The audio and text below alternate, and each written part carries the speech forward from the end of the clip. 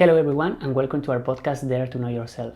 In this episode I'm with Noa. She's a child psychologist here at Sinews, and today we are going to talk about play, how play and games can influence the development of the children.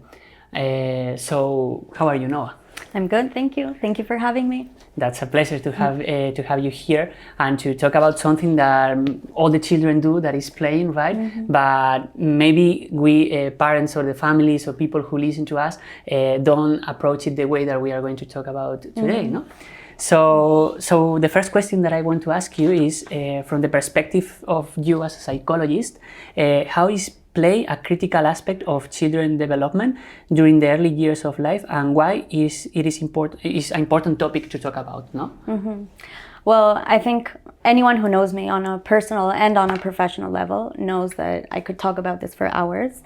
Play for me is crucial especially at the early years of life, but throughout all of our lives, even when we're adults. I think that play is essential. Mm-hmm. Why is it more important during the early years? Mm-hmm. This is a stage of rapid growth for children. Mm-hmm. At birth, a child's brain is a quarter of the size of what it is for adults.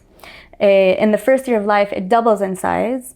And then when they turn 3, it is approximately 80% of the size that mm-hmm. it will be, that the normal brain has. Mm-hmm.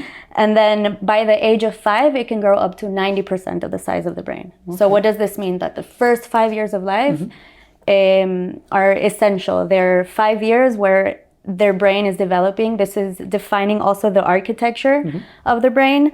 So that's why this rapid growth is the stage where we have to allow and offer opportunities for children to play. Mm-hmm. Also through play, that's the way that children, their primary way to explore and engage with the world and with themselves. And through play and through observing children while they're playing, we adults can also learn what it is that children truly need from us. Mm-hmm. So I think this is also a very important part of it. Okay. And then something that I'm definitely going to talk a lot about today is how play supports the holistic development of children. Mm-hmm. It supports their emotional growth, it supports their social development, mm-hmm. Cognitive development, every aspect of it. And it also, of course, lays the foundations mm-hmm. for lifelong skills and mm-hmm. for academic success. Okay, well, this is very interesting. I didn't know that it helped that much, or it could help that much at children for the development, no? And then I want to ask you, knowing all this information that you are telling us, are children playing enough? Because maybe, of course, what I see, but I see a lot of parents that they say, okay, no, but first of all, you do your homework, whatever, and then you can play, no? At least in the early years, no? So, knowing that is so important, are they playing enough? Absolutely not. Children are not playing enough. This is a growing concern for professionals that work with children. There are also current studies right now that are giving us information that there are prisoners that spend more outdoor time than mm-hmm. children in our generation. Mm-hmm. So this is something that is turning on all the red lights for us. We're also in a time where the world is moving extremely fast for children. Mm-hmm. The pace that we're expecting them to keep up with mm-hmm. is unreal. It doesn't meet their developmental stages. Mm-hmm. And this is causing them way too much pressure. Mm-hmm. Some of the factors that are affecting why children mm-hmm. are not playing enough is that we also tend to overschedule our children. They have way too many activities, too many places to be. They don't have time to just get bored even, which, boredom is also a very important part of play. There are very, very high expectations and academic pressure. And also, of course, the increased use of digital devices. This is something that, because I said that play is important throughout all of our life, although we might have games on our phones and everything, that is taking time away from real play or from other more natural play that respects the natural development of the person. And what is the danger of this? Like if children, of course, because of these reasons, no, but if they don't play enough or as much as they should be or mm-hmm. recommended to be, what is the danger of this? What can happen to them?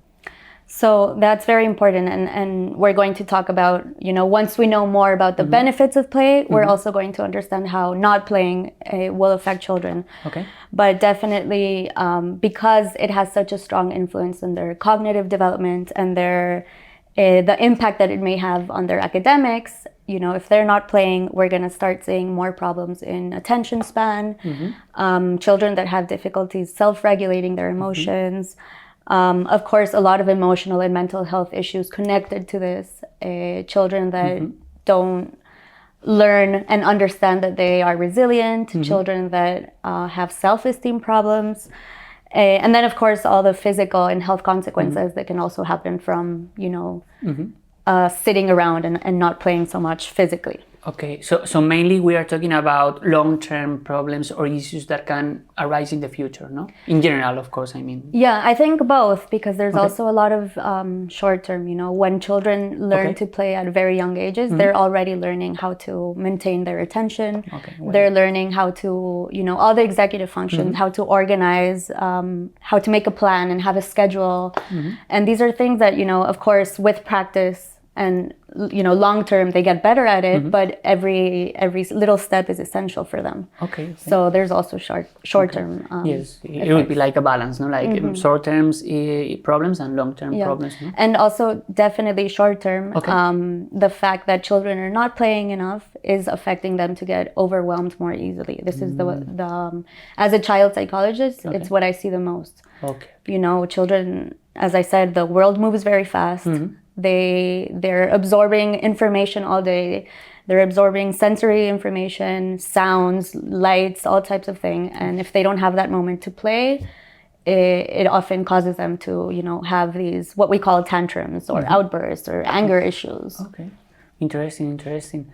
Well, when we talk about play games, no, like it's something big. It's something like has many ways to interpret it and to see it, no. So when we are talking about play, what types of play can we find here for them?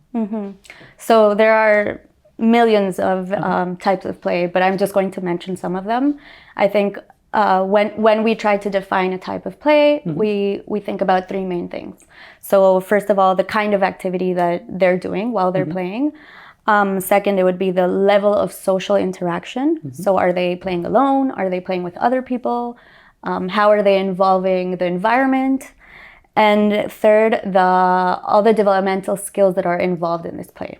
Okay, so some of the types of play that we know indoor and outdoor play.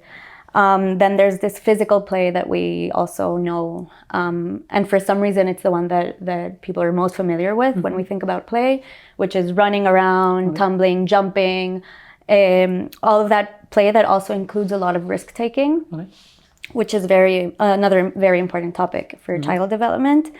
Then we have constructive play, for example. Constructive play is, using different types of materials to build or create something. So this could be, from using Lego and Playmobil to, using old cardboard boxes and building a home that, made from your imagination. Then dramatic play, through dramatic play, children explore all the different scenarios and they participate in different roles. So they're also exploring a lot of social interactions through that. Today I am the mother in the family, today I'm a cat. And this helps them learn a lot about the world. Then again, there's independent play, which is not a bad thing. Some people might think that when children play alone, we should worry about them, but not at all. Independent play has a lot of benefits. A cooperative play, which is, when they are playing with other people towards the same goal, for example. This could even include sports. When a child plays in a soccer team, for example, they're all playing towards the same goal. And it can also involve, other children, adults, even their pet. And then, of course, there's more things like sensory play, symbolic play, competitive play, many. Okay, so here when you said independent play, you mean when they play alone, for example? And this is interesting because that's right. It's what you say, no? Like at least for my area, when you see or when you hear about a child that is playing alone, is because maybe he or she is having a problem or an issue, no? And but I think it's interesting. Why is not that a problem? Because I think even in the movies when we see those characters, we think that he's like the child who has been bullied, or that is lonely, or but we associate it with something negative in general, not positive. And maybe why this happens is like a wide question, but maybe why is not a problem to play alone? What are the benefits of that? I think actually being able to play alone is one of the hardest skills that even as adults we have, you know. When you think about how this is going to affect them long term, we know so many adults that don't know how to be alone. And being alone is such an important part of learning about ourselves, learning about who we are, and you know what our purpose is. Also, when you play alone, you're using different parts of your brain. You know, there's much more planning. You have to deal with frustration with yourself. You know, when we play with other people, it's easier to get angry at the other person when, for example, the tower that we're building falls, than getting angry at ourselves when we didn't put the piece right and that caused the whole tower to break. So there's a lot of different aspects involved in independent play. And again, I think as adults, it's also something that, you know, even being able to sit down and draw or just make a puzzle alone, those are also very important skills for throughout our whole lives, right? Totally agree with you, and connecting to what we were saying before about the long term. Here in this case, it would be like a long term consequence, no? Like maybe in the future, those people who, I mean, not only because of this, no, but what you're saying is so right, no, that many adults or older people are not able to be alone, no, like they have to be always with somebody, or they have to do all like a social plan all the time, so they don't know how to be alone, no, and training like this when they are a child, like maybe is a way to help them, no, to help them develop these skills. And also, to add something, when we have independent play, it's also, you know, many times that begins as a result from being bored. Because we are kind of forced to use our imagination more, or you know, maybe we don't have any siblings, maybe we don't have anyone to play with, so we feel bored. And that's another thing, you know, being bored is very positive, and we have to learn how to be bored. And bored is very positive for imagination, again. So that's also something that I wanted to emphasize. You have to find a creative solution, right? You have to, like, I'm in this state that I'm what do? I don't know what to do. Like, you're kind of lost, no? So playing is a way to, okay, so what can I do in order not to be bored, no? So, exactly. Yes, as we have all that attention things that we are used to whenever we need something, no? Like we have like a solution, so that's why we don't know to stay like that in that state. So okay, yes, playing all this, but at what moment can we does the play begin, no? Like, because of course a baby, I imagine, or maybe I imagine a baby cannot play, but now maybe you can tell me that no, a baby can play this way, no? But I don't imagine a baby that is not able to walk, that he or she can play. But at what age would the play begin? So exactly, I think that as a child development professional, play begins, you know, as early as birth, even earlier than that, you know, when the parent is already pregnant. Play already begins then, you know, when parents are talking to their belly, to the baby, when they hear music. Those are all things that are affecting the way that he or she is exploring the world and is learning how to recognize new things about it, right? So through music, there's also a lot of studies of children that are able to self-regulate because of the music that their mom was listening to while the mom was pregnant with them. So I think when we ask ourselves this question of when does play begin, it's very important to understand developmental stages. When we understand the stage that the person is at, we understand that in every stage there is play. In every stage they are exploring different things, they're learning about the world. So, you know, when they are newborns and they're just laying on their crib, they're starting to learn about their hands, they're learning noises, they start to learn about the facial features of recognizing the mother through the smell, you know. These are all types of play. And then obviously, as they grow, they start looking more at things.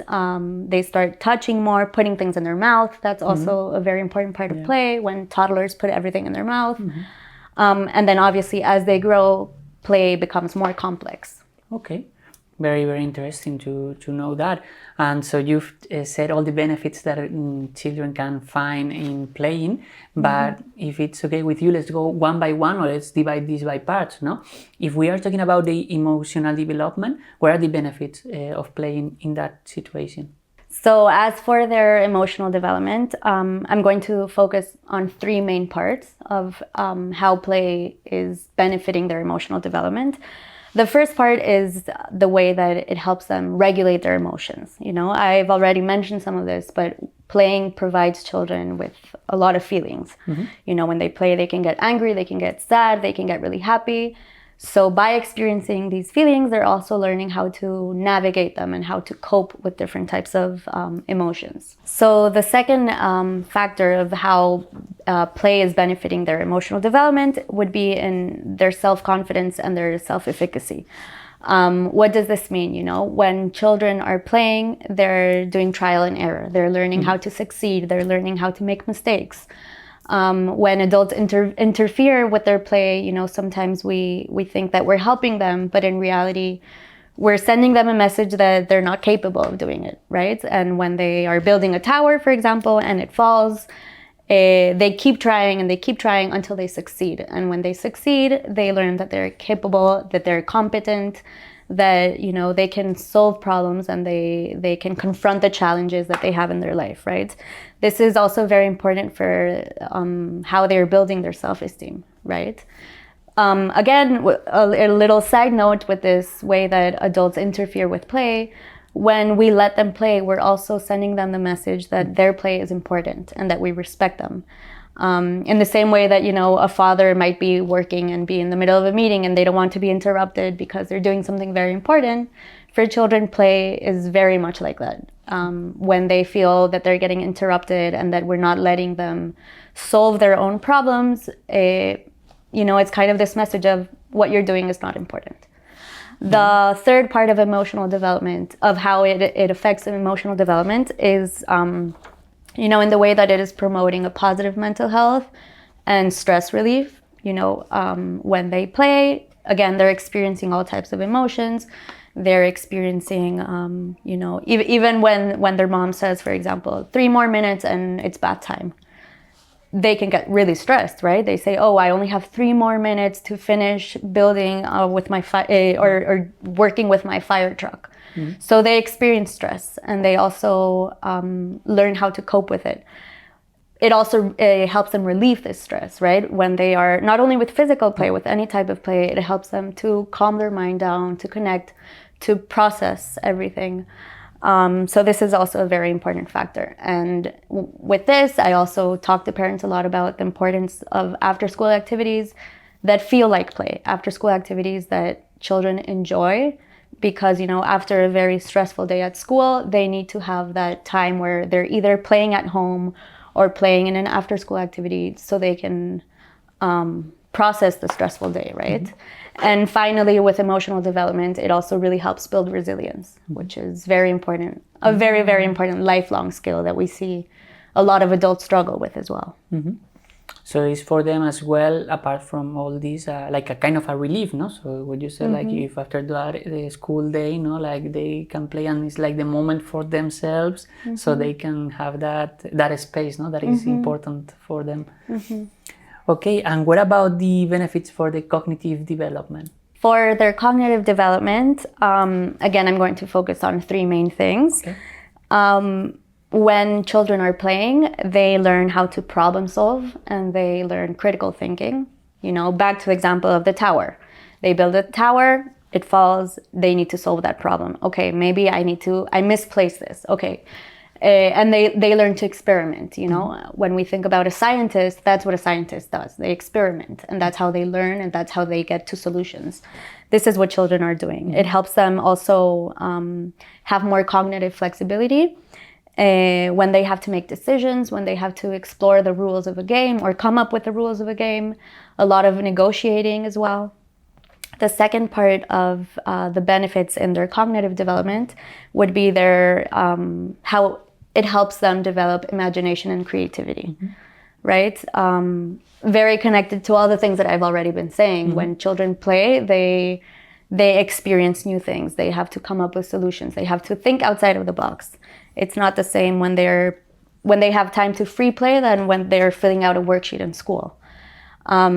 And we know that this imagination, creativity, natural spark for curiosity, these are very, very essential things, you know. Now in the startup world that we live in, very successful people are those that, you know, have the greatest imagination.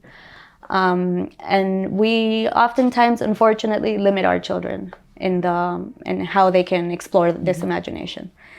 The third part, which is also something that a lot of parents and schools, educators worry about, is language development. We see a lot of delays in language development with children, and actually play helps promote this development. When children play, even when they're playing alone, you know, they're talking, they're narrating, they're practicing vocabulary, they hear their dad say something and then they're repeating the word while they're playing with the dolls. They learn new vocabulary with new materials that they play with. They build stories. So this is an essential part for their language development. And when we worry about kids who, you know, are not speaking yet or are not interested in reading and writing, this is a way that we can also support that, you know. And then again, also for their executive functions, which I already mentioned, this would be their ability to, you know, have a longer attention span, to organize, to plan things, to also plan according to the time that they have, which again are very important life skills. Of course, this is very useful for the future and for life in general, no? And what about the physical benefits? Because some games, it imply that they will move a lot or they will do kind of and more exercise and more movement, but other games that they stand still, do we have physical benefits for all the games or for some only? Can you tell us? Yes, definitely. Okay. And again, this is, you know, I see a lot of children that get referred to me because they're not writing or they're not, you know, they have a really hard time with their fine motor skills. So actually, a child's hand has muscles that are not fully developed. So, you know, a child's hand is not the same as an adult's hand. So we can't expect a 3-year-old to hold a pencil and make perfectly round and beautiful letters because their muscles are not there yet. But how do we, exercise those muscles? How do we help them to strengthen those muscles? You know, playing with clay, drawing, using their fingers to paint, you know, playing in mud, all types of things where they need their hands. Those are going to be types of play that are actually going to really, really benefit their writing skills. So that would be one benefit for physical development, the fine motor skills, you know, that they build through clay, through art, through manipulating small objects, like putting objects inside of a bottle or things like that. Another aspect of, you know, the benefits for physical development are the gross motor skills. So these are the ones that you mentioned, more like the big muscles that we're using when we play, you know, when we climb, when we run. This is promoting our gross motor skills. But again, it has a lot of different benefits as well. It helps us enhance our coordination. It gives us body awareness, more strength, more agility. There's also a lot of children that, you know, we define a lot of children like clumsy. A lot of children who are clumsy are also children who don't play enough. Because, you know, when you see a kid climbing on monkey bars and jumping from, you know, a castle in a playground, they're learning what things their body can do. They're learning the limits that they have. They learn how they have to, you know, fold their knees, how they have to put their body when they fall. And again, those are important things, right? Then, of course, with physical development benefits, there's also the whole sensory processing aspect. When children play, they process different textures, they learn about different environments, different smells, different temperatures. And this is crucial again for their sensory processing. And then again, we know the benefit of, you know, being healthy, learning about fitness, not staying still all day, which are things that also you know, the way that our world is built now are actually very hard to find moments for that. So that's a big benefit of play. Yeah, I mean, maybe that is more general benefits, no, that maybe almost everybody can be aware of it, no, but the other ones are very interesting, no, like I really like the example you said about the hand, no, and the pencil. That is something that, for example, I couldn't even imagine or think about it, but you are so right, and it's completely right, no, and maybe playing with other things can help them develop those muscles, no, so that is very, very interesting. Yeah, and no, just about this, I think as educators and just as people who are supporting children, when we understand child development better, we understand how we can support them. So, you know, for a teacher at school to expect a 3-year-old to be writing is not realistic. And that's a big gap in how we educate our children. So it's also important to understand the developmental stages as well as, you know, where the muscles are at, how the brain is developing, every aspect of development. Totally right. Totally right, yeah. And what about the social development, the social benefits what about the benefits of play for the social development? So as for the benefits in their social development, children learn a lot of social aspects through play, right? They learn conflict resolution, which is it's extremely important. You know, conflict resolution, we are unfortunately exposed to conflict all the time. And when we're playing, you know, either with other children, with our siblings, we experience conflict. We have disagreements. We need to solve those disagreements. We need to understand, you know, how to resolve the different problems in ways that are healthy for everyone. Then there's also a lot of learning social rules and different roles, right? As I mentioned during dramatic play, when a child, you know, is, for example, pretending that they are their mother. Imagine the mother is pregnant and they're expecting a new baby in the house. The child might play, you know, I'm a pregnant mother. And that's also how they are processing this information. And they understand, oh, okay, you know, they're imitating their mother. They sit in the couch, they say, oh, I'm tired, or I don't feel so well. And, you know, they're experiencing, okay, this is how, it's empathy, right? This is how my mother feels now that she's pregnant. And I can, you know, kind of get in her shoes and understand what she's going through. And this happens a lot through role playing, which is something that children love to do. You know, they role play all the time. They try different social rules. This is also a big part of, you know, when children kind of challenge you and they see how far you can go. You know, they're also learning about social rules when they do that. That's right, yeah. And then finally, you know, when they play, there's a lot of cooperation, teamwork. Again, I could talk about this for hours, but it's very, very essential skills for anyone to have, you know, learning how to listen to people, learning how to communicate your thoughts, how to say things without offending other people, emotional communication as well, you know, practicing empathy, all of those things. No, yes, of course. I mean, if we talk in detail of this, is what you say, we can say hundreds or thousands of benefits because, of course, there's like a long list, but yes, we are saying the main ones, which is so important, of course. And what about the mental health? How does play impact or influence the mental health of the children? So there are many, many aspects on how it influences their mental health, right? We talked about stress relief, about coping with different emotions. We talked about resilience, self-esteem. When children are not playing, they, you know, they're less connected to themselves and to their environment. A big thing that play helps with, that I already mentioned also, is to process things. You know, so when, for example, someone is going through a big change in their life, or, you know, even during grief, a child is experiencing grief because their grandparent died. Through play, they can connect with these emotions and learn to navigate them, to understand them. So it has a great impact in mental health. And again, as a therapist, that's where I think as adults, we're also forgetting the importance of play, because it also helps us cope with a lot of different aspects of our mental health. That's totally right.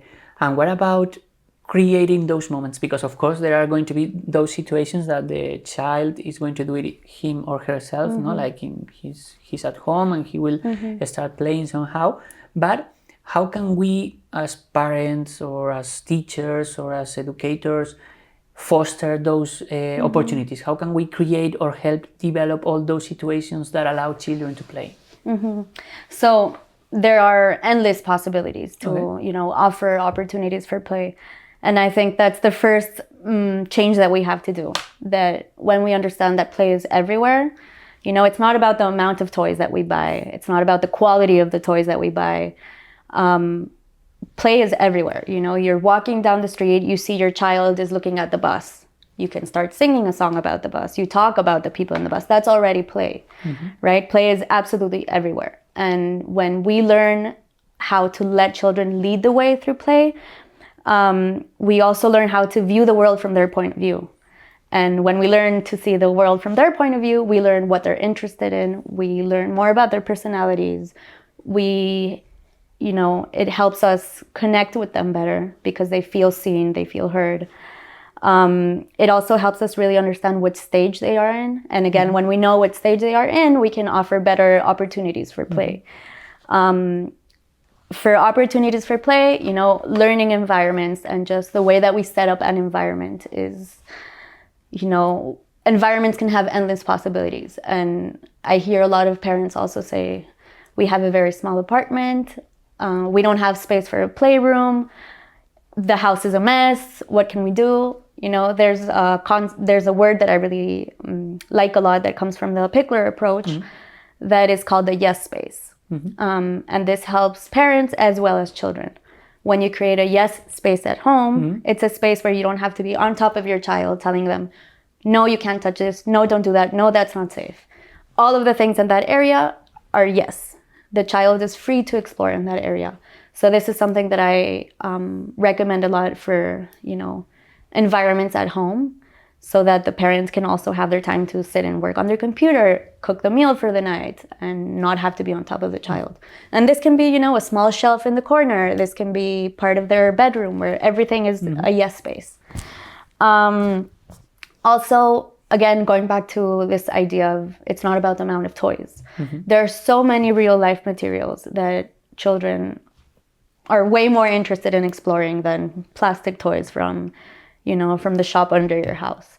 A pillow, anything, a table, a glass, anything that you find, children can be extremely interested in. And this is a much more meaningful learning experience for them. They learn about glass. They learn that glass can break. Yes, it can be dangerous. And then they learn how to be more careful with glass. They learn more about science, about physics, about the composition of materials, how materials work, how they feel. So this is something that obviously when we set up a play area at home and at school, we can take into account, bringing in real life materials, helping them develop these real skills. Even there's a lot of approaches now where they also talk about children learning to cook, children learning to hang their clothes. These are skills that nobody taught us when we were young. And it's probably one of the things we do the most in our lives.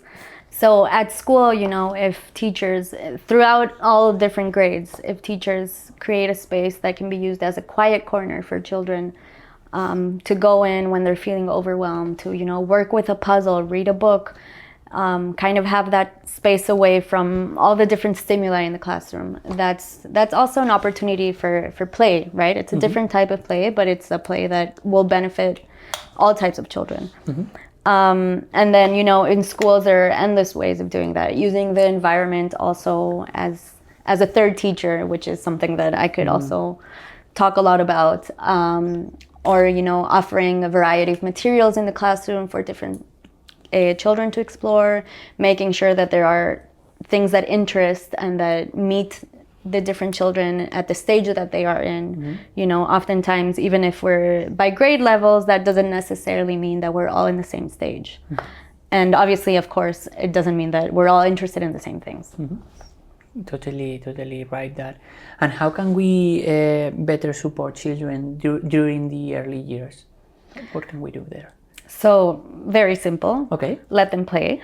Let them be children. Easier than I thought. I mean, there are many ways we can support children, but this is, the base of but that is the insight, and I think that is important. I mean, have that idea clear, and then we will see how. But yes, let them play, I think, is exactly. a very key Let point. them play, and when we understand, all of these ways that play is benefiting their development, we can understand how play is actually such a important part of their lives that is going to support every aspect of their development.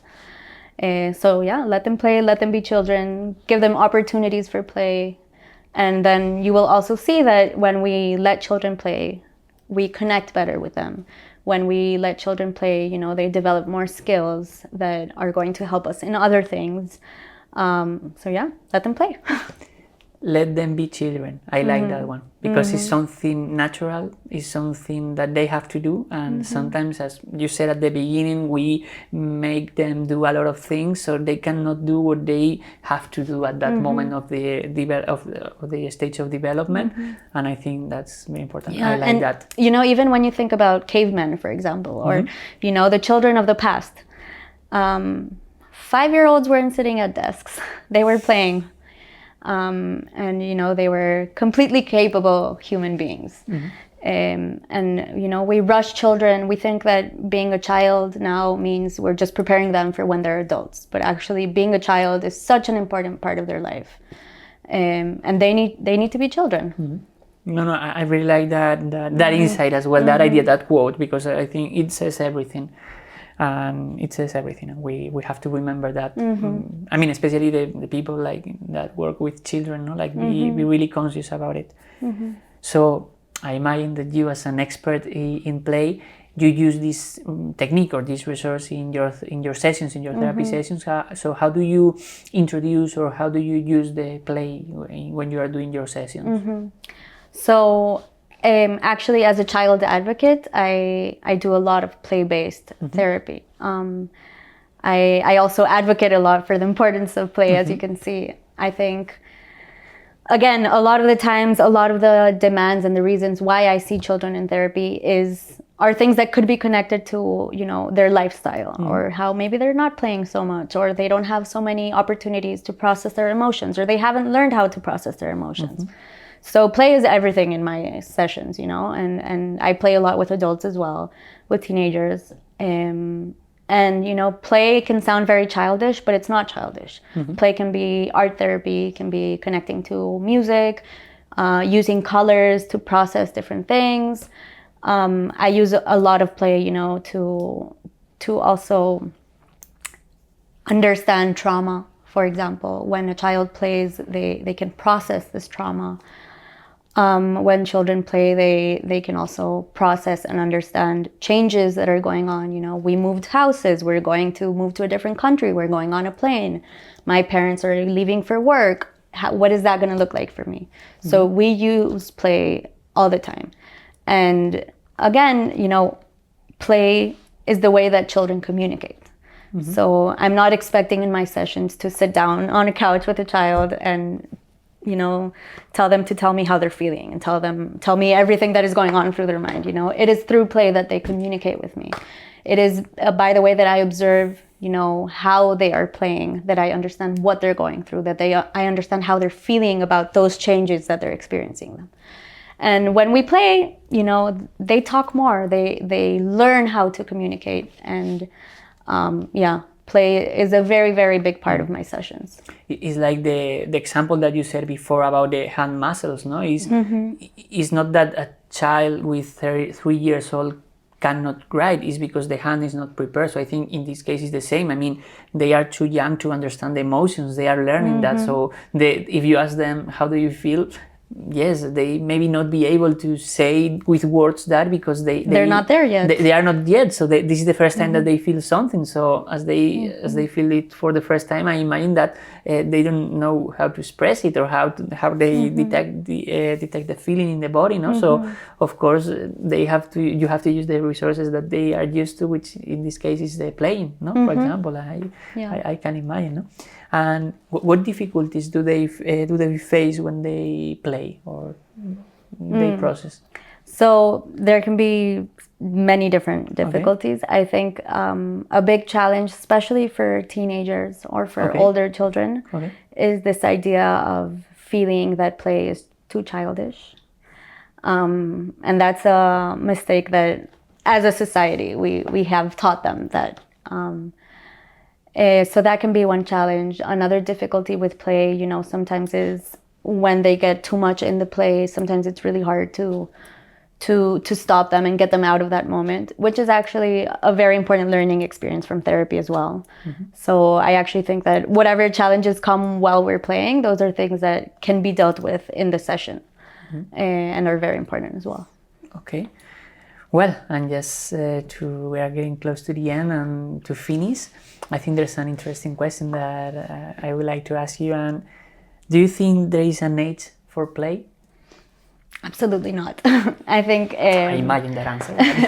Yeah, I've been kind of giving clues about this throughout the whole talk. Podcast, yeah.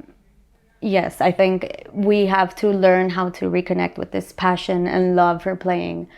And when we start seeing a lot of things as playing, that will also change our experiences as adults. You know, one example that I give a lot is, you know, if adults had the relationship with going to the gym and exercising in the same way that a child has with going to the playground, we would love going to the gym. We would love taking care of our bodies, taking care of our health. Because in the end, going to the gym has to feel like you're in the playground, you know, just playing, just trying different muscles, learning about how strong you are, things like that. So this can apply to so many different parts of, and every single stage of our life, you know. I think play is also something that we use a lot with, you know, the older people, for example. Dealing with this loneliness also. Through play we communicate, we can help them bring their memories back. For me, one of the most beautiful moments in the world is when you see a grandparent playing with a baby. You know, that's kind of, it sparks all of the beauty in life. You know, you see a grandparent remembering how to smile, how to laugh, how to use a sweet voice to talk to a child. And the child, you know, they're communicating. Also, as a grandparent, they feel that the child is seeing them with eyes that maybe other people have forgotten to see them with. So yes, I think we should continue to play throughout all of our lives. Yes, I think we have, as you said as well, no, we have this confusion that, or this grown idea that play means to take some toys and use them. Of course, we associate that with children, no. But as you said, there are many ways to play, many ways to play, many ways to do this exercise, this activity. So we just have to break that idea that we have, no, that play is not only take some toys and use them. Play with them and do a game, but it can be a lot of things. And like, of course, I imagine there are many ways, and you can be creative and invent as many ways as you want. But what games do you think the adults can what ways can they use to play? Because I insist that there are many ways, and you can invent it even, but for your experience, what games is like something, or what way of playing can an adult do? So many, and again, you know, thinking about every person and how every person is different, this can look very different, you know. But for example, you have a group of adults in a car on a road trip. You know, they're going on a road trip for 7 hours, and they're extremely bored. So what is our natural instinct? You know, we start playing. There are music games that we play in the car. There's a lot of conversations happening, jokes, you know, that's making jokes is also a type of play. Then the type of play where you use your hands, I think connecting, you know, to playing with clay, ceramics, art, all of these things are also extremely healing for us as adults. And there are endless ways, I think, you know, even this idea that play is everywhere, when we begin to understand that, the adult will find play everywhere. That's right. You know, and there's also a lot of benefits of, for example, talking about your emotions when you're going for a walk. Why is that? Because going for a walk feels, you know, exercise is play. Moving your body, using your words, all of that is play. Play is everywhere. So there are endless possibilities for everyone. That's so right. We have to rethink some things. Well, Noa, thank you very much for all this information, for all this knowledge, for all this light that you had brought to us. And I think all the families, parents, teachers, or people who work with children, this is going to make you rethink and see things from a new perspective that I think is very rich, and is going to help a lot your children, your students, and everything. So thank you very much, Noa. Thank you for having me. Thank you. Bye. See you.